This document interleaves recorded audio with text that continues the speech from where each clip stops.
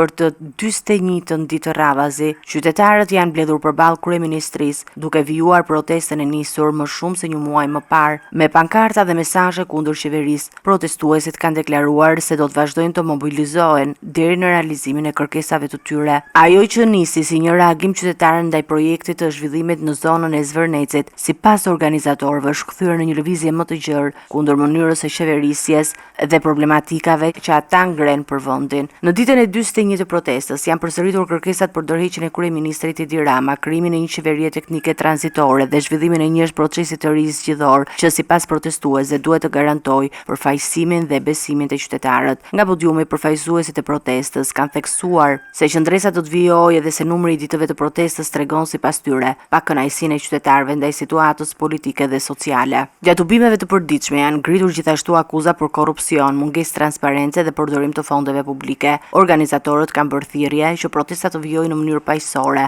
ndërsa qytetarët pritet të rikthehen sërish para kryeministrisë edhe në ditët në vazhdim. Pas 41 ditësh, protesta mbetet një nga lëvizjet më të gjata qytetare të zhvilluara kohët e fundit, duke mbajtur të hapur përplasjet politike mes opozitës, qeverisë dhe qytetarëve të angazhuar në tubime.